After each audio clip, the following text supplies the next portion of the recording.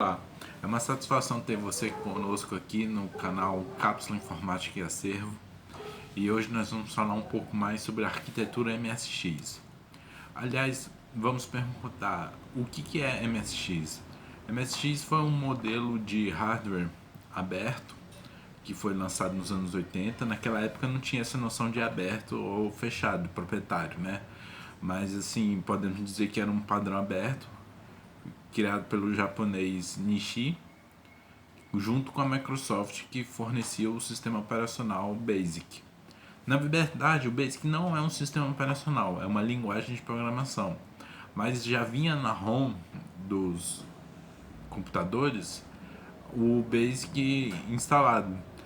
O engraçado é que assim, o processador ele só conseguia manejar 60 kilobytes de memória.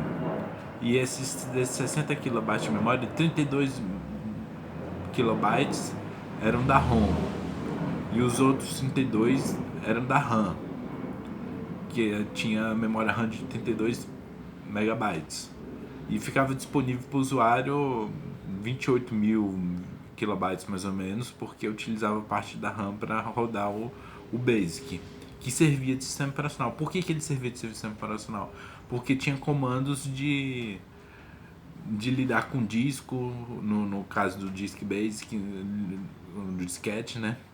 Mas assim, o mais utilizado foi fita cassete mesmo. A fita cassete, ele gravava em FSK, né? Que é chamado de fase, né? Mudança de fase. Aí, por mudança de fase, eles tinham 1 e o 0. Uma frequência para 1 e uma frequência para o 0. E ele gravava digitalmente nas fitas cassetes. Tinha que ter o gravador cassete, obviamente, mas o gravador cassete era mais acessível na época do que o drive de disquete, que era caríssimo, era muito caro, era equivalente a R$ 1.000 hoje, R$ 2.000, cotando no real de hoje, desde a época, né? Então, o MSX funciona com 3 processadores diferentes. Um processador central, que era o Z80, um processador de áudio e um processador de vídeo. O processador do Z80, o processador principal, não tinha acesso direto à memória. A memória RAM do vídeo. Tinha que passar pelo processador de vídeo para utilizar a memória RAM. Essa memória RAM de vídeo era de 16 kilobytes. Era algo pouco para os dias de hoje, mas na época que funcionava com screens, nós não vamos nos alongar muito no que é screen, mas assim, eram tipos de tela que você podia escolher. Somente para gráfico, se você quisesse para vídeo até, assim, nos modelos mais potentes, né, que vieram depois. E também para caracteres. O, o Basic ele lidava com isso muito bem. Tanto é que até hoje é referência o MSX no nicho de retrocomputação, né? Esse é um nicho que vem crescendo a cada dia mais e os preços estão também aumentando. Eu tive a oportunidade de ter mais equipamentos sobre o MSX, mas por motivos outros eu perdi alguns materiais que eu podia estar mostrando mostrando agora para vocês.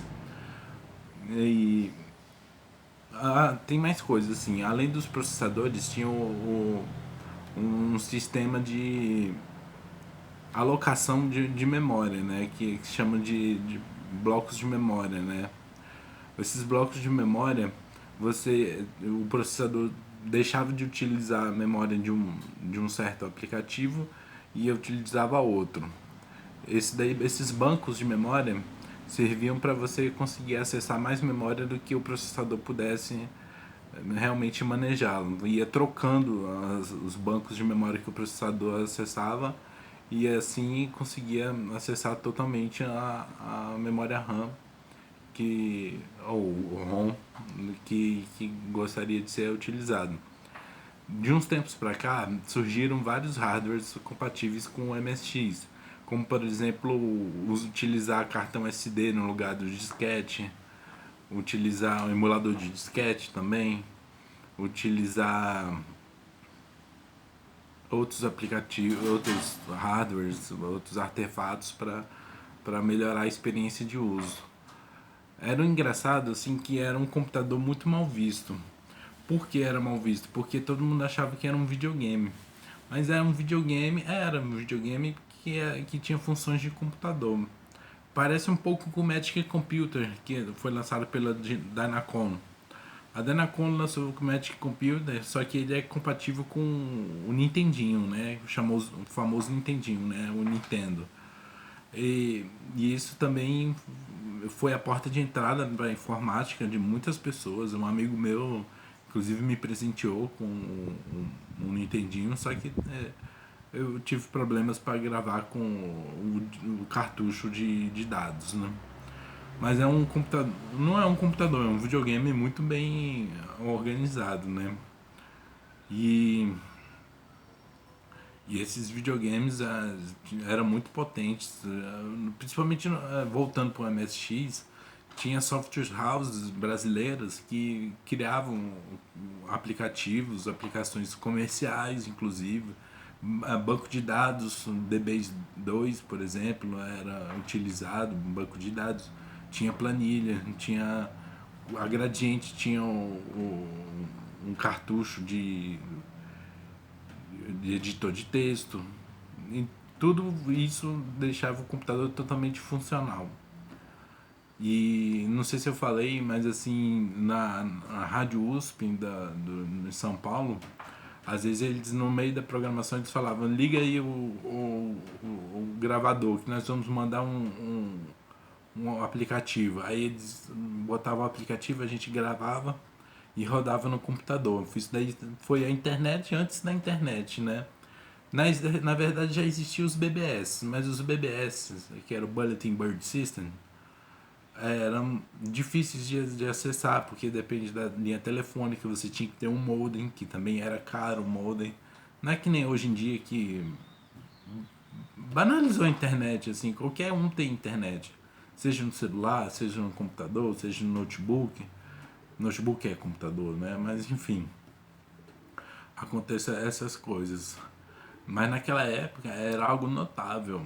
Era complicado você conseguir aplicativos se você não tivesse um amigo com quem trocasse dos fita cassete. Você gravava fita cassete, pedia para gravar, utilizava um aparelho de som para reproduzir a fita cassete e você distribuía a fita cassete.